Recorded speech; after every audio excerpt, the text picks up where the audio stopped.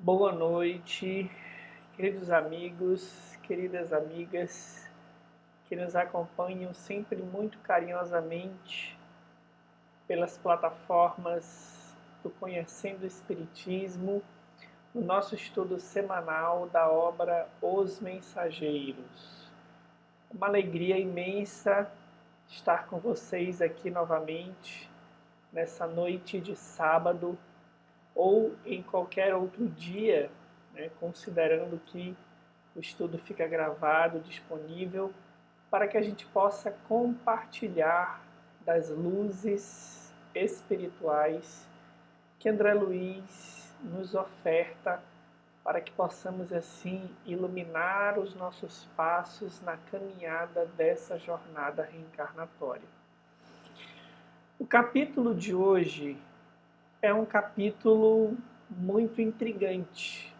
Ele é intitulado Os que Dormem. Ainda estamos na visita de André Luiz, Aniceto e Vicente ao posto de socorro, dirigido, coordenado por Alfredo. A ida deles à Terra foi atrasada em função de alguns acontecimentos, algumas tempestades que se deram ali, tempestades de ordem magnética que se deram ao derredor, na circunvizinhança do posto de socorro. E aí então eles resolveram permanecer acompanhando alguns trabalhos que são ali realizados. A gente falou atrasado, mas a gente sabe que no fundo toda a programação para o bem, para o trabalho, de alguma forma é uma oportunidade de crescimento e aprendizado. Então, se André Luiz e Vicente, na companhia de Aniceto, decidiram ali ficar, e principalmente se André Luiz achou que era digno de nota o relato dessa experiência, talvez aquilo já estivesse de alguma forma programado pela providência divina. Nesse capítulo, eles vão se dirigir a alguns pavilhões. O capítulo inicia com André Luiz narrando uma caminhada ao longo de árvores, como se fossem fileiras de árvores, um bosque. E aí eles vão se aproximar de alguns pavilhões. Acontecem algumas coisas muito interessantes quando eles vão se aproximando desses pavilhões. A luz ambiente vai diminuindo. E dois dados são muito interessantes. André Luiz nos diz que esses pavilhões se estendiam por mais ou menos 3 quilômetros. E depois Alfredo vai dizer que estariam ali cerca de 2.000 espíritos. Fazendo exatamente o quê? Pois bem, é disso que se trata o capítulo. Esses espíritos que se encontram nesse pavilhão estão dormindo. E aí isso já gera uma curiosidade, né? Porque a gente poderia pensar assim, mas os espíritos já não desencarnaram, né? Como é que dormem? E é isso que nós vamos entender, então, na explicação de Alfredo. Como é que esses espíritos desencarnados estão há tanto tempo dormindo? O que ocasiona esse fator? Então, André Luiz narra que eles chegam nesses pavilhões, Alfredo começa a usar um aparelho, como se fosse uma analogia bem pobre, claro, né? Uma espécie de lanterna com a qual ele ilumina levemente o ambiente e passa ordens para os tarefeiros atenderem às necessidades desses espíritos que ali estão nesse estado de sono, né, dormindo. Então, diante desse quadro todo, André Luiz fica surpreso e nos narra o seguinte: Ao primeiro sinal luminoso de Alfredo, acenderam-se numerosas lâmpadas elétricas e então, dominando a custo a primeira impressão de horror, vi extensas filas de leitos ao rés do chão, ocupados todos por pessoas mergulhadas em profundo sono. Muitos tinham um semblante horrendo. Eram muito poucos os que traziam as pálpebras cerradas, parecendo tranquilos. Em quase todos estampavam-se-lhes nos olhos, aparentemente vitrificados, o extremo pavor e o doloroso desespero da morte. Cadavérica palidez cobria-lhes a face. Tínhamos diante de nós centenas de múmias perfeitas, na metáfora, na alegoria aí de André Luiz, né? Raríssimos pareciam dormir um sono natural. Então, de posse desse quadro que André Luiz nos narra, gera então talvez uma surpresa tão grande, né, quanto a dele. É claro que a gente não está ali vivenciando a circunstância, mas o leitor também poderá ficar um tanto surpreso exatamente em função dessa condição de tantos espíritos que desencarnaram e permaneceram juntamente após ao processo de desencarnação nesse estado de sono. Então, André Luiz fica surpreso e solicita então auxílio, explicações a respeito daquele quadro. E aí Alfredo vai então tecer um longo comentário sobre o que ali se passa. E ele então diz assim: sim, André, este sono é verdadeiramente a avançada imagem da morte. Então, a gente não tem como saber exatamente se esses espíritos desencarnaram, entraram num estado de perturbação e depois foram colocados nessa condição de sono, ou se já desencarnaram e nela permaneceram imediatamente após retornarem para o mundo espiritual. Isso não é detalhado na obra. Mas é irrelevante, de certa forma, essa informação, porque o que caracteriza esse sono, conforme o próprio André Luiz descreveu, não é necessariamente um descanso, como a gente costuma falar, né? No linguajar comum, quando nos deparamos com a morte. Descanse em paz. Mas é um estado de perturbação, de profunda inconsciência, digamos assim. Os espíritos estão parados, dormindo, mas a mente está ativa, conforme a gente vai ver no capítulo seguinte.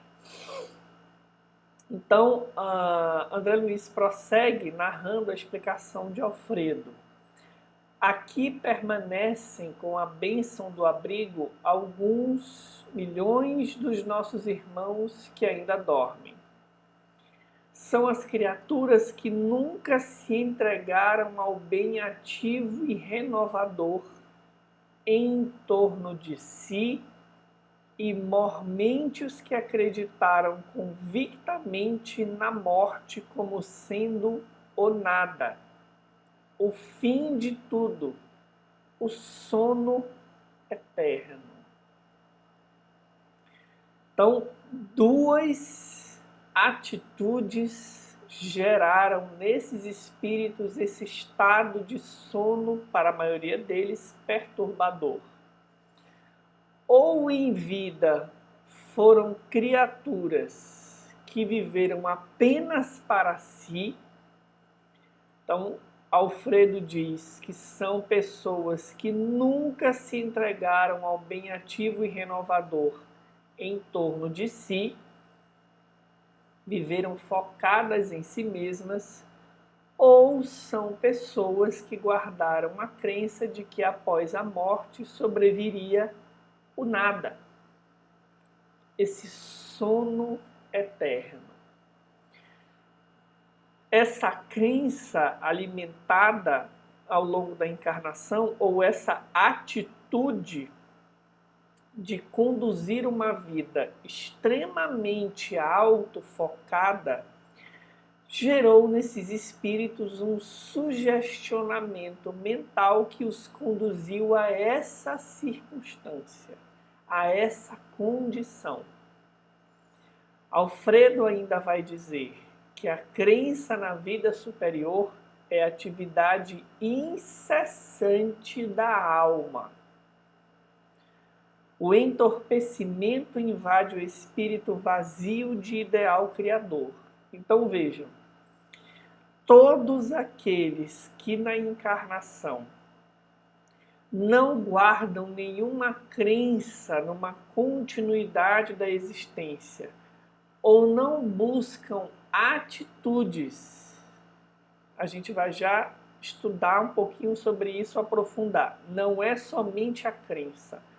Todos aqueles que, apesar de não terem uma crença precisa na continuidade da existência, e que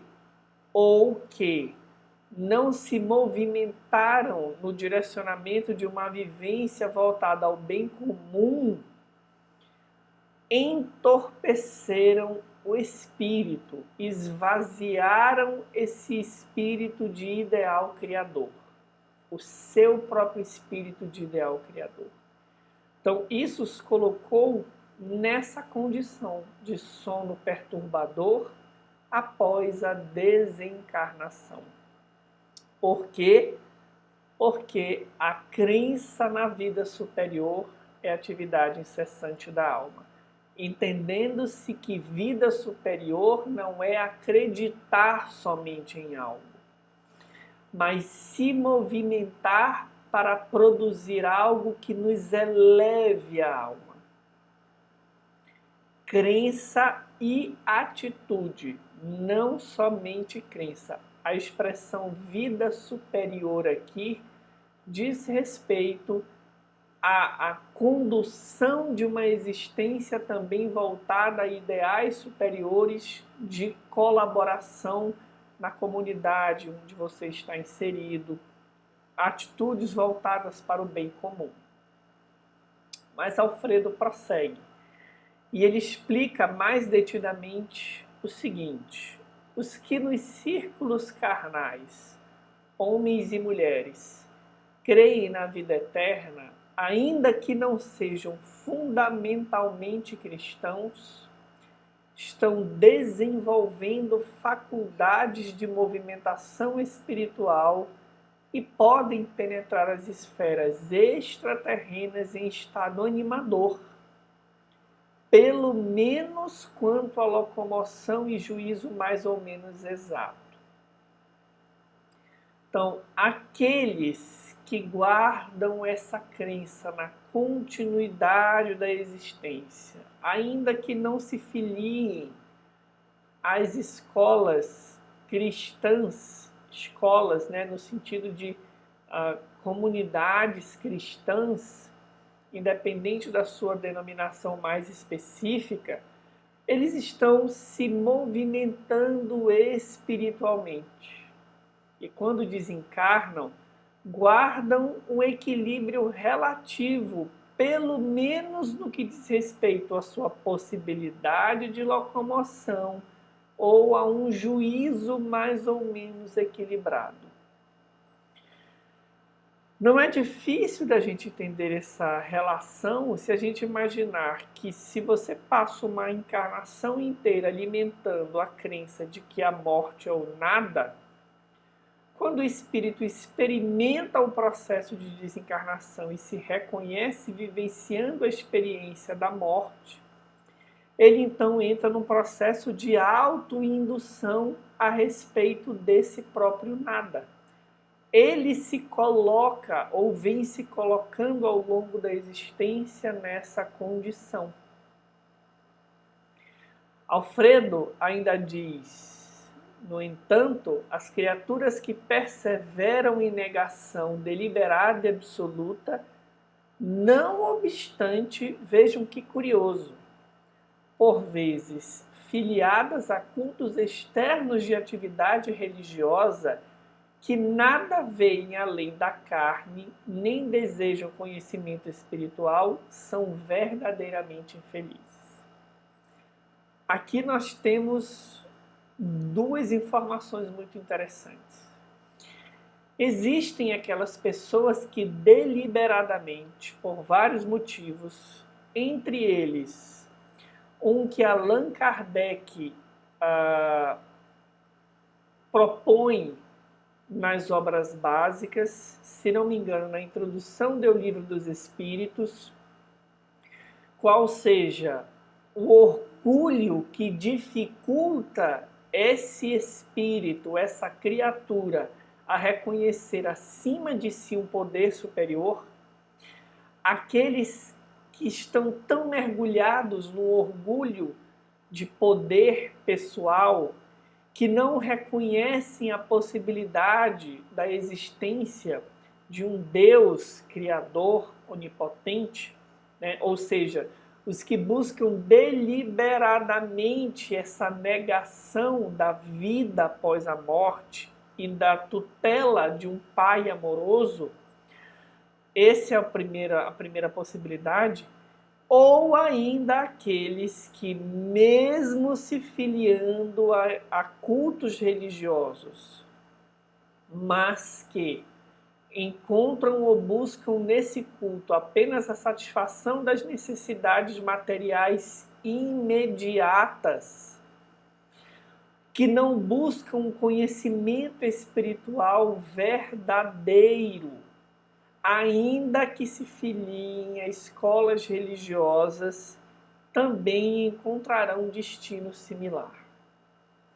Porque nós podemos estar numa instituição religiosa, às vezes até cristã, mas que compreende ou interpreta os evangelhos, as escrituras, apenas voltados para a satisfação, apenas essa interpretação voltada para a satisfação de interesses imediatos. Não há ali nenhuma vida superior, nenhuma espiritualidade. Há apenas a interpretação de verdades voltadas para a eternidade, mas deslocada essa interpretação, né, esse processo hermenêutico para a satisfação de desejos do aqui, do agora. Essas duas possibilidades, ou a negação deliberada por orgulho, ou a filiação a instituições religiosas com o único fim de satisfação imediata, coloca os espíritos nessa condição.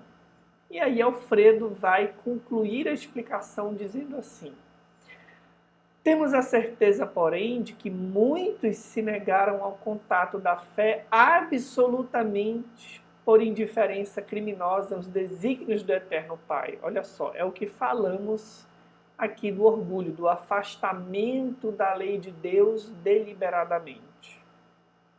Dormem porque estão magnetizados pelas próprias concepções negativistas. É o movimento de autoindução a que nós fizemos referência.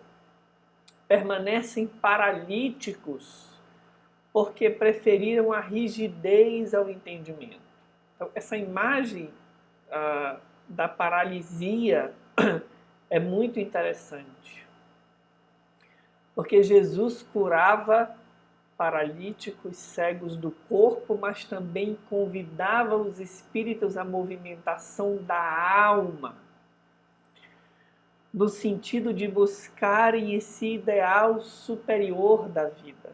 Não era apenas as pernas, os olhos, a pele que eram liberados das mazelas, mas a alma condicionada ainda a negativismos, a orgulho, afastamento da lei de Deus, que a torna paralítica, cega do ponto de vista espiritual.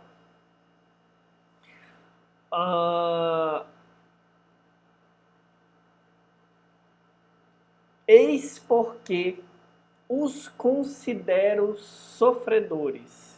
Primeiramente, demoram no sono em que se acreditaram, mais tarde acordam.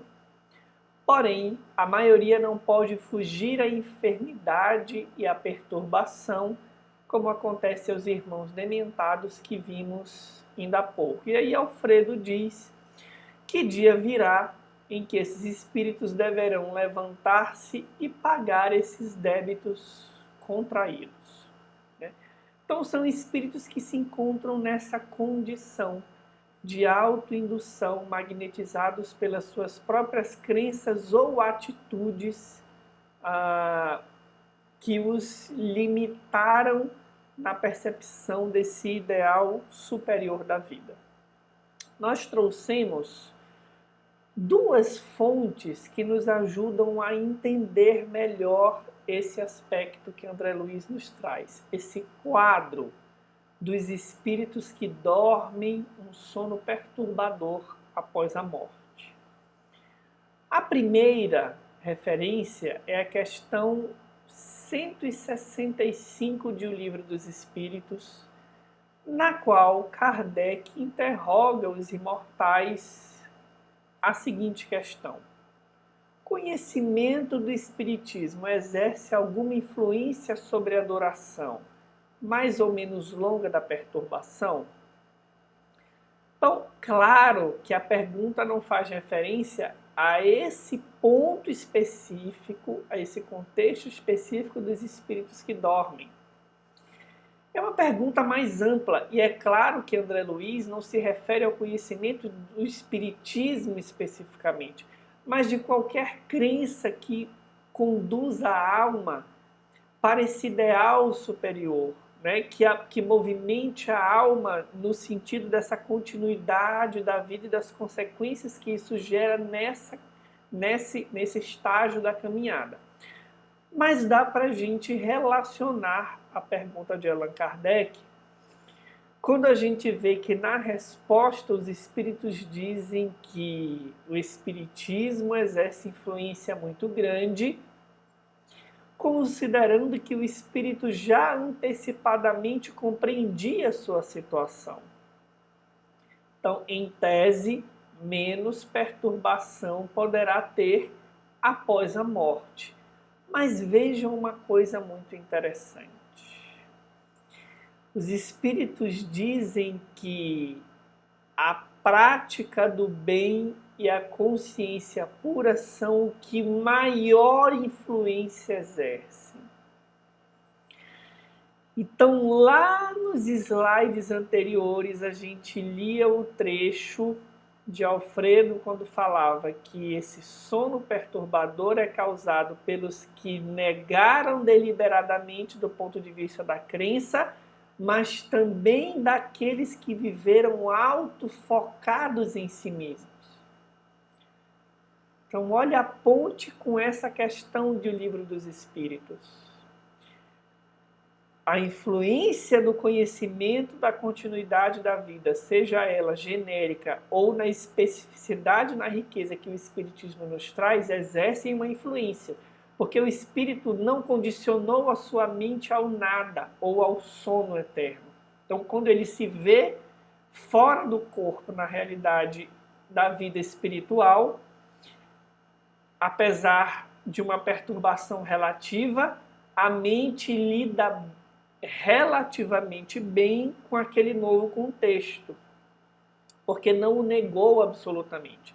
Mas o que mais influência exerce para que entremos despertos e lúcidos na vida espiritual, com o mínimo de perturbação, é a prática do bem e a consciência pura. Ou seja, a nossa atitude atitude diante dos outros, do próximo e da vida.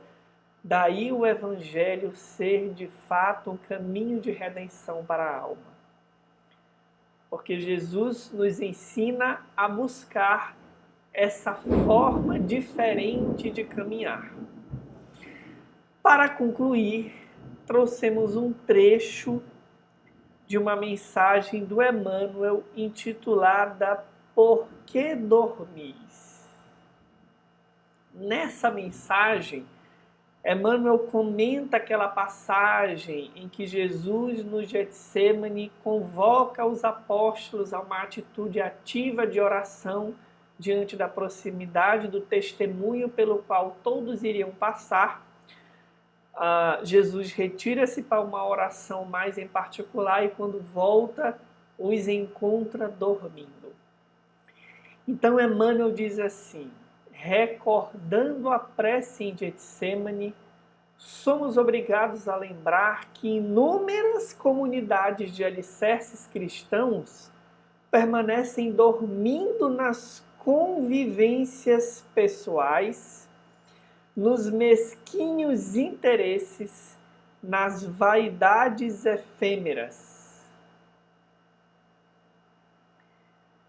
Então vejam, falam do Cristo, referem-se à sua imperecível exemplificação como se fossem sonâmbulos, inconscientes do que dizem e do que fazem, para despertarem tão só no instante da morte corporal em soluços tardios.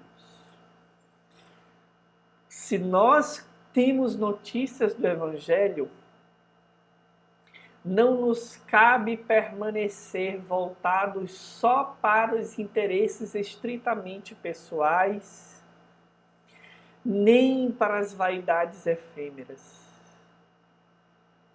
Emmanuel usa a imagem forte, afirmando que aqueles que têm notícias do Evangelho, ou que comentam da exemplificação de Jesus e agem dessa forma, comportam-se como se fossem sonâmbulos. Olha a relação com a imagem de André Luiz. Inconscientes do que dizem e do que falam. Nós reproduzimos as palavras de Jesus, mas é como se não tomássemos posse do seu real significado no estado de inconsciência, de sonambulismo. E aí nos convoca solicitando que nós ouçamos a interrogação do Salvador, por que dormis? E busquemos a edificação e o trabalho onde não existem lugares vagos para o que seja inútil e ruinoso à consciência. Quanto a ti que ainda te encontras na carne, e eu acho que André Luiz seleciona essa imagem para que nós possamos despertar, Emmanuel diz: quanto a ti que ainda te encontras na carne, não durmas em espírito, desatendendo aos interesses do Redentor. Levanta-te e esforça-te, porque é no sono da alma que se encontram as mais perigosas tentações, através de pesadelos ou fantasias. O próximo capítulo vai analisar os pesadelos desses espíritos. Mas Emmanuel diz que nós já podemos estar nesse estado sonambúlico, inconsciente, dormindo em espírito, presos nos nossos próprios pesadelos ou fantasias da alma. De tal forma que, se não revertermos essa nossa relação com o cristianismo, com o Evangelho, nos movimentando para uma crença que seja ativa em atitudes, no ideal superior de existência, nós vamos apenas continuar um estado de sono espiritual, no qual já nos encontramos. O convite desse capítulo é para que a gente possa avaliar o nosso grau de despertamento.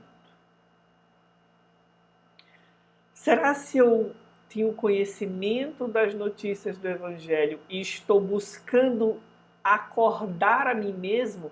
Porque a gente pode até imaginar que em muitas encarnações nós já viemos dormindo esse sono.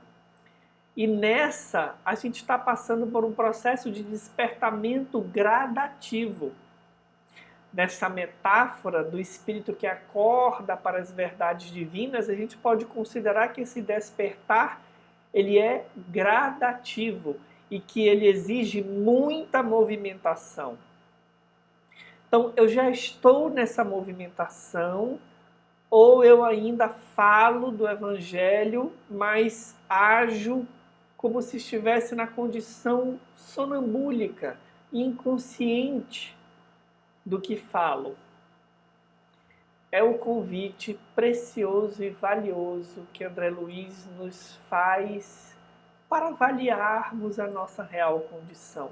Afinal de contas, os romances sérios espíritas não são para o nosso deleite de curiosidade. Tudo aquilo que André Luiz nos traz deve se converter em um movimento de autoanálise, que ganha muito mais pujança quando a gente relaciona a riqueza da informação de André Luiz, por exemplo, com a questão do Livro dos Espíritos e com a reflexão de Emmanuel.